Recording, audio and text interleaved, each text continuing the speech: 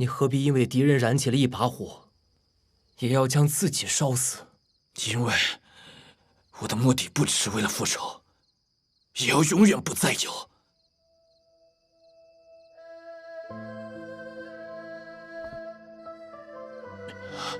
其实我不相信你入狱，但谁料你破了一桩朝廷大案。我一向自诩聪明，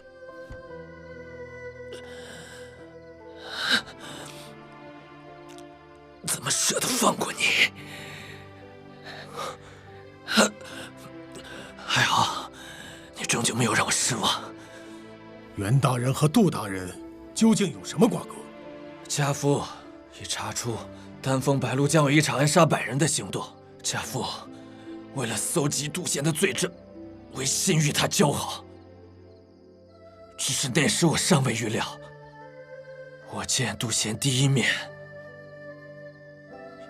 也是见家父最后一面。一点心意。哎呀，您客气了。您放心，这件事啊，我一定给您办好。那本官就告辞了。大人慢走。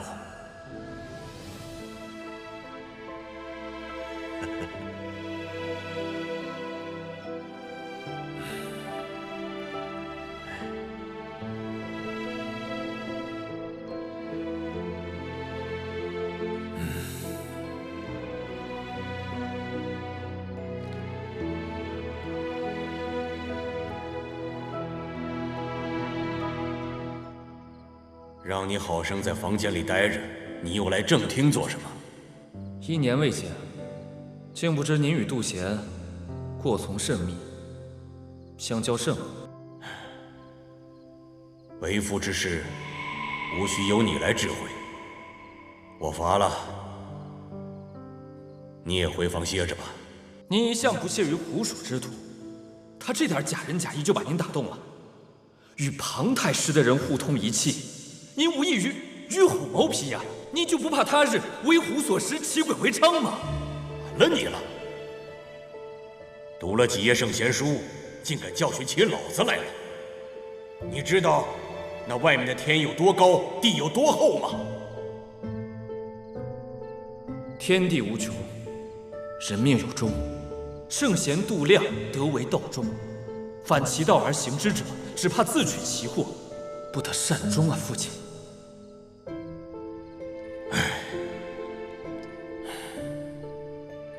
好了，学业为重。明天你就启程去泸州吧。没有什么事，不要回来了。这么多年，您一点也没变。无论何时何事，您从不屑与我坦诚相见。您放心，我今晚就走。从此以后，再也不管您的事了。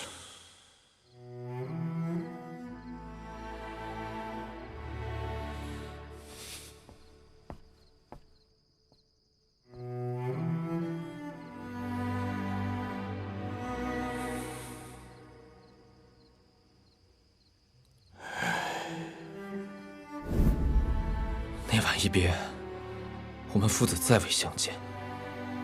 后来，在他的遗物中，发现了丹峰白鹿的秘密和媚丹峰的画像，便趁胡掌柜重修客栈时，乔装成木客混入其中。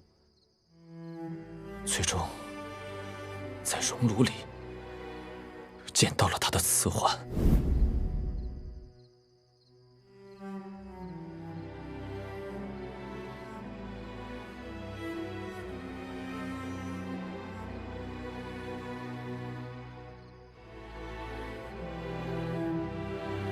父亲，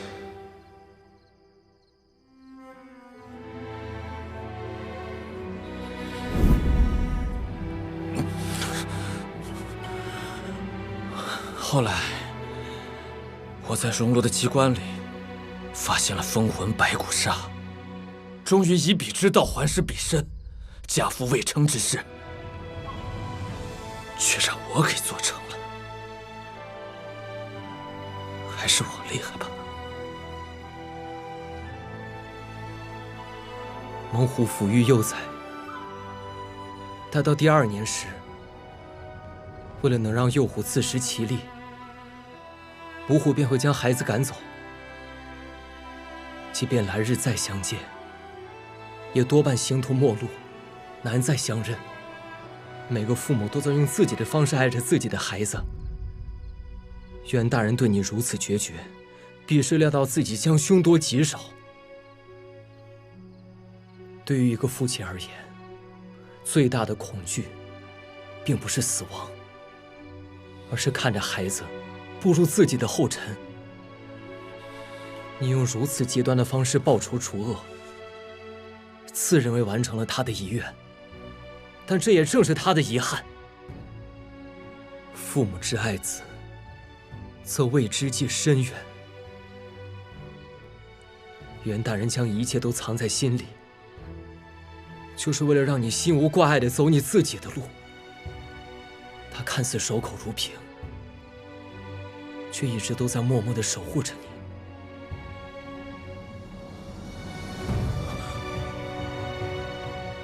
师兄，石公子，师兄，石公子，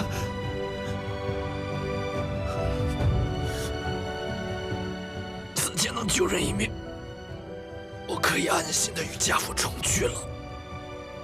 我宁愿你从来没有来过这，那样你就不会死了。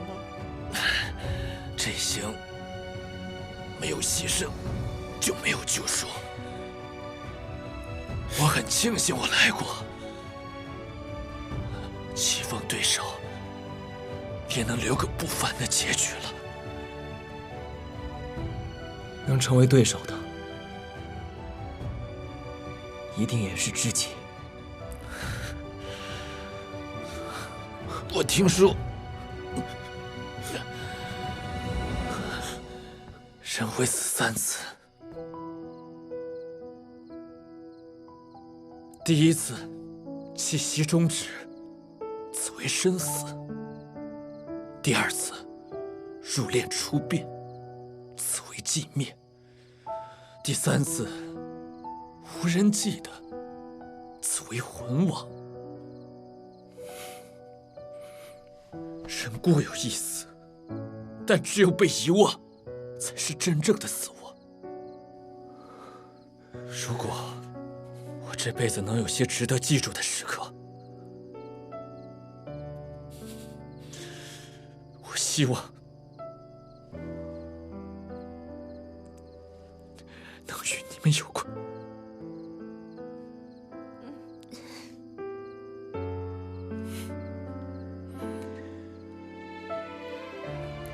记忆里，我们会一如初见。我真想换个身份，与你们重来一遍。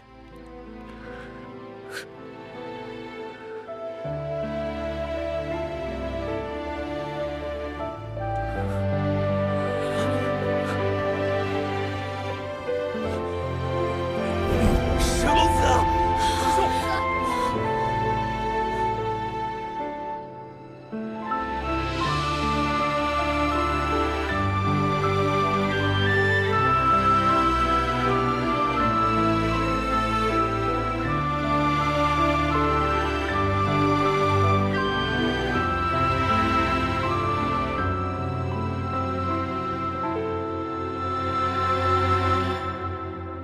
龙吟虎啸真非是，雾散云飞似雨奔。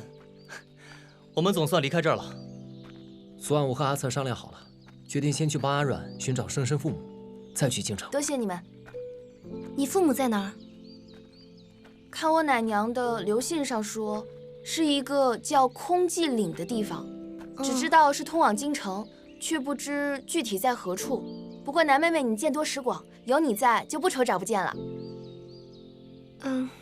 我行道多年，我娘又曾是丹峰白露的人，若与你们随行，我总觉得不妥。过去只是一段经历，何必让它成为自己的负担？往后多行好事才是不二法门。我们今日能再见，多么难得啊！包公子，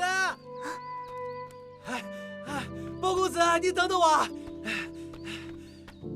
哎呀，亏得你们腿脚慢，可算是让我逮着了。看你大包小包的，不会要赖上我们吧？瞧把你吓的！这些啊，是我送给包公子的礼物。哎，打今日起，二儿就不能照顾您了，您带上这些，这样就不怕饿着、渴着、热着、冻着了。多谢。胡掌柜已逝，你有什么打算啊？哎，孟夫人已经把这客栈接管了，她准备大刀阔斧的重修客栈，等再雇上一些小二，我马上就升为首席店小二了。这里若能焕然一新，那就再好不过了。那我们就告辞了，保重。包公子，我在这儿等着您考上状元，望来日咱们也欢喜相见。好，保重。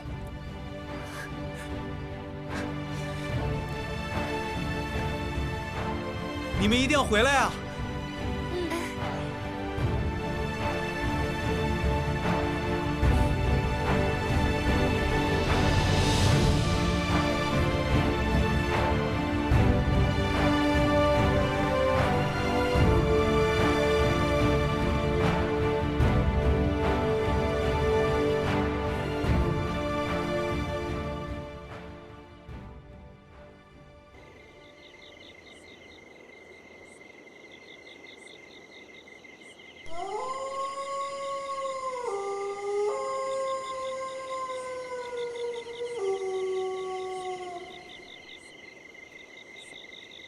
没走错路吧？这也太荒凉了，看上去完全不像有人烟的样子。是这个方向啊，没走错。我们已经打听了不少人，却无一人知晓，是不是不在这附近啊？你奶娘离开空寂岭，少则10几年，多则20几年，这其中发生何变故，都未可知。也有可能。我们若是找不到空寂岭，那该如何与公孙大哥会合啊？公孙策既然要去恩师家探病，估计还要再耽搁些时日呢。倒也未必。公孙策之前说过，他师傅的病一见好转，便会立刻来与我们会合。算起来，也就在这2日了。而且阿策暂居之处离此地并不远，待我们落脚之后，便立即写封信给他。说不定咱们明日就可以见到公孙大哥了。哎，有人来了。这位老伯，您可知还有多远才到空寂岭吗？空寂岭？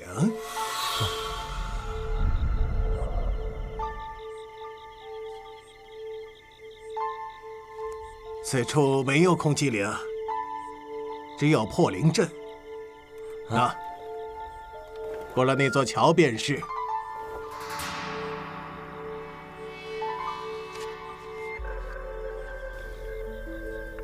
破灵镇，这名字听着忒怪。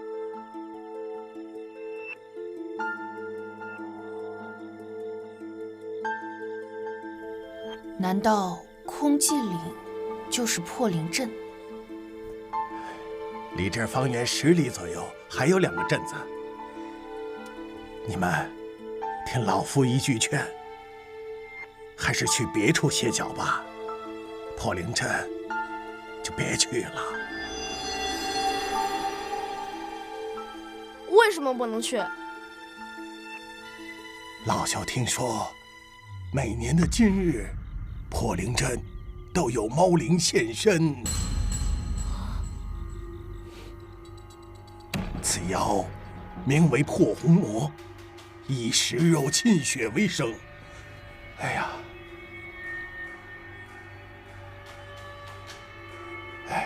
听老夫一句劝，千万别去破灵镇呐！那镇子上的人怎么没事啊？怎么没事？要没事，镇上的人怎会如此稀少？这里岂能如此荒凉？而且我还听说，陌生人更易招猫灵。这天已经黑了，听我的，记住，妖灵来，猫灵至，命归西呀！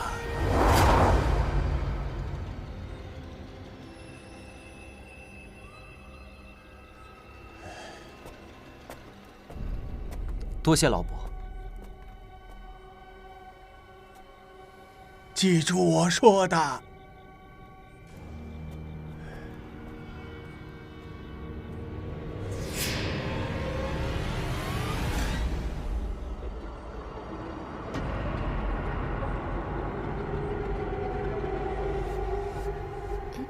咱们还去吗？要我说，这镇子里肯定藏着什么不为人知的秘密，说不定真的能查到二人姐姐的身世呢。唉，这下好了，刚从一个坑里爬出来，又要跳进另外一个坑里。事已至此，便是刀山火海，我也要闯一闯。我们先过去看看吧。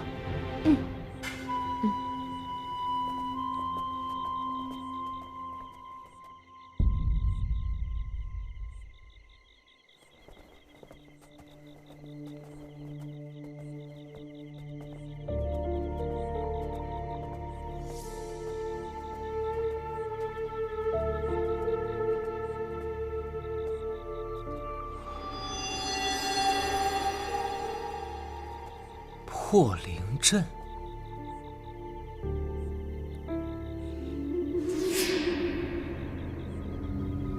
包大哥，这桥上有字。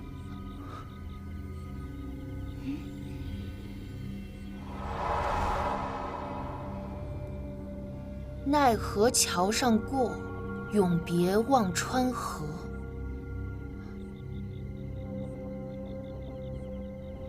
前去黄泉路，尽头会猫魔。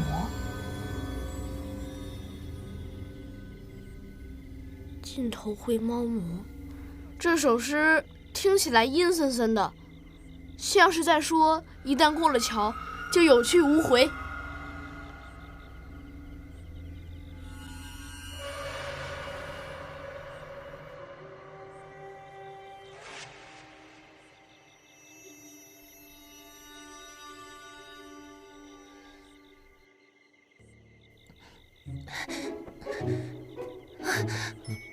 人家好怕呀！好不容易从血魂岭捡回一条命，人家还不想死呢。所谓鬼神传言，不过是别有用心之人故意为之。既然是人为，那就必然有应对的办法，大可不必惊慌。就是。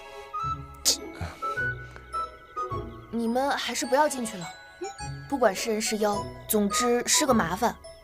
打探个消息而已，没必要拖这么多人下水。我先入阵，你们去别处借宿一晚。不行，君子义以为质。若今日我临危之际弃朋友而不顾，他日我还有何面目见人？就是，我南天竺虽然贪生怕死，可也不是那没有道义的人。今日谁若拦着我过桥，谁就是看不起我。我倒要看看，前头到底是什么魔窟妖洞。切记，要小心为上。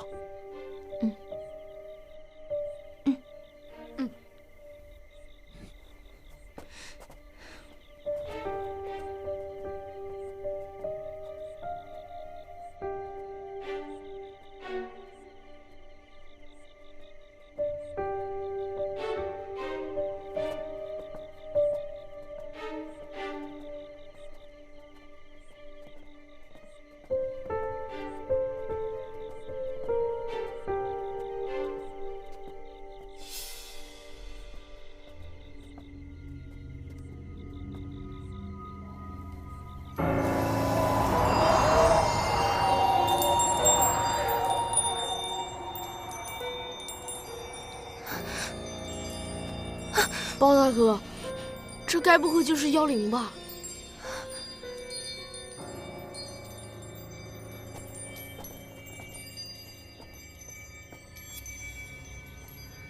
铃声越来越响，越听越像是不祥之兆啊！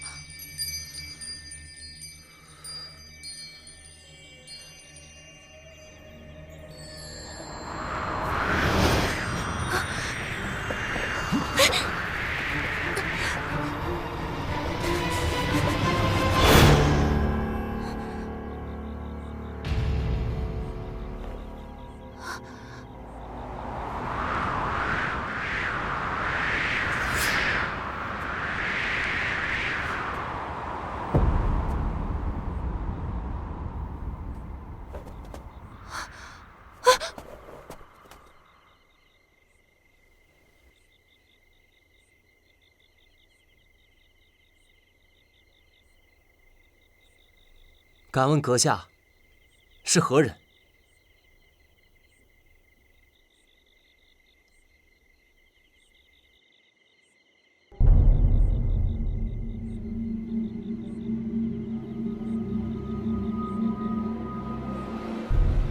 在下是进京赶考的学子，我等途经贵地，想在此地借宿一晚，恳请阁下行个方便。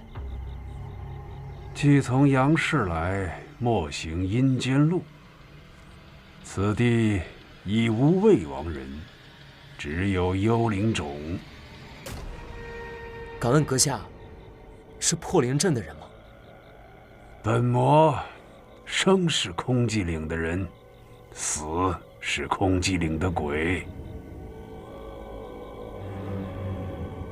空寂岭。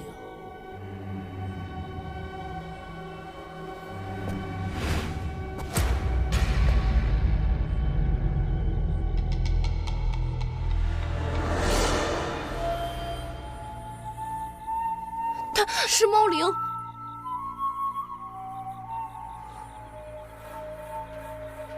我们刚入阵，它就出现了，太怪了！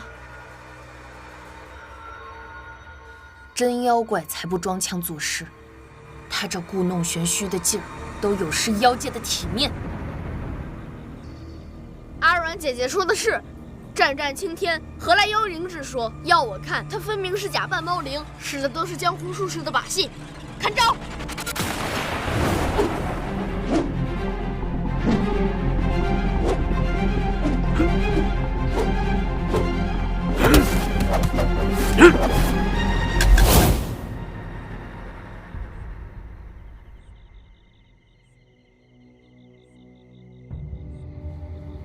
人呢？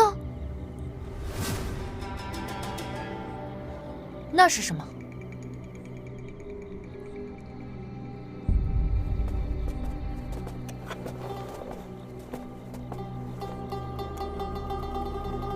像是镇子里的通行令。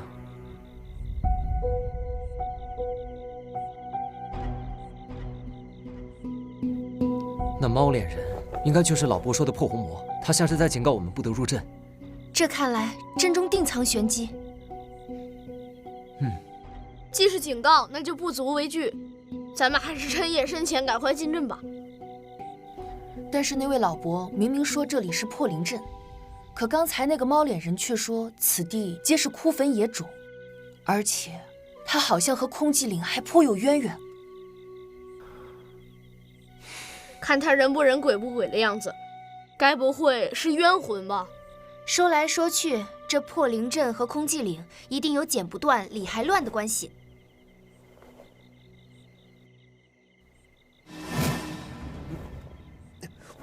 快看看我脖子！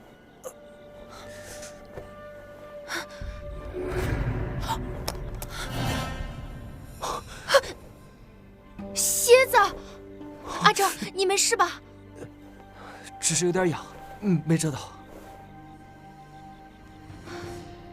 这蝎子外形非比寻常，难辨毒性，不可大意。奇怪，怎么会有蝎子呢？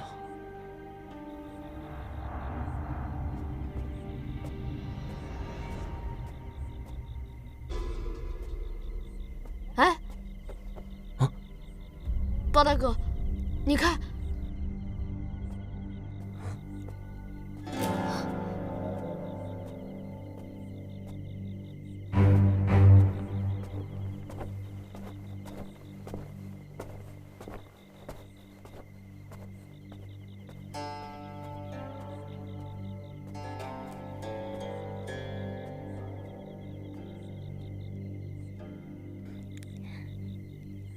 小女子司徒莫心，乃族长之女，敢问诸位可是想在镇上借宿？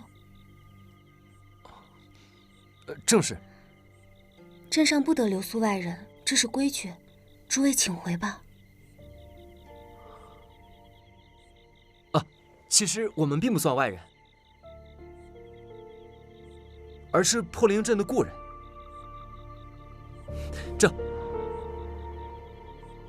这有贵镇的竹牌为证。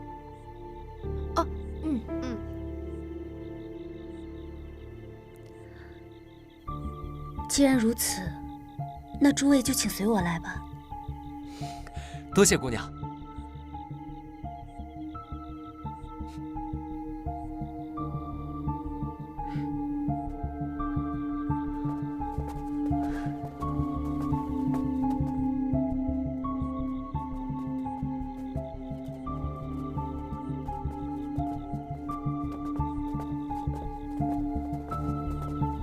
咱们快点走啊！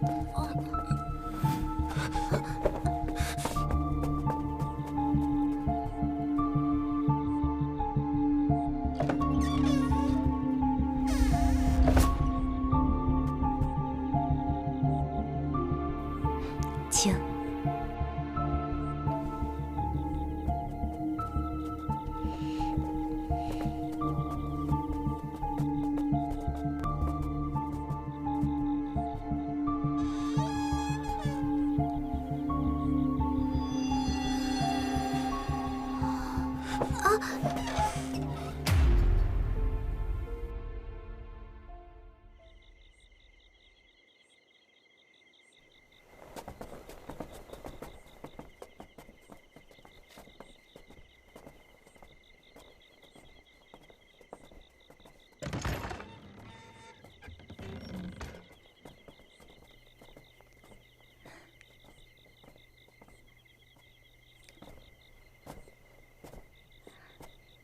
几位先在此等候，容我前去通禀一声。那便有劳姑娘了。听她这口气，一点都不像族长家的女儿，反而像是这里的丫鬟。这一路过来，整个镇子都空落落的，感觉好诡异啊！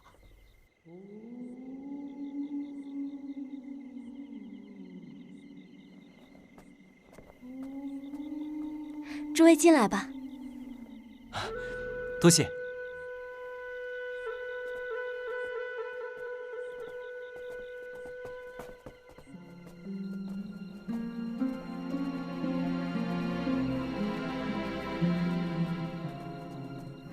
这是我爹娘。见过司徒族长。司徒夫人。不必多礼，都请坐吧。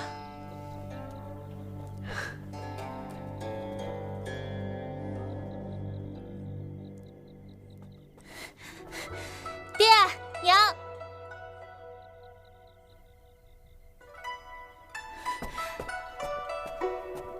这是我姐姐司徒多罗。见过多罗姑娘。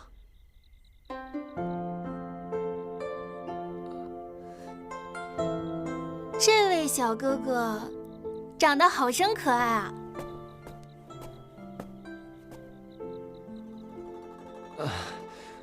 姑娘，怕不是对可爱有什么误解吧？口无遮拦。多罗还是个孩子，你凶他作甚？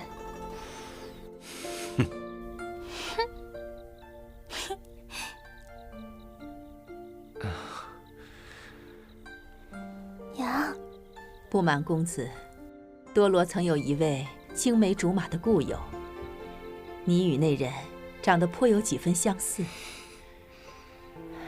只可惜他离镇多年，一直不曾归来。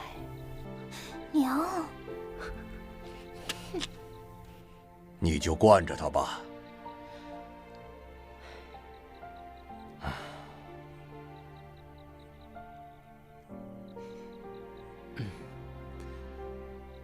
听说你们有一枚本镇的竹牌。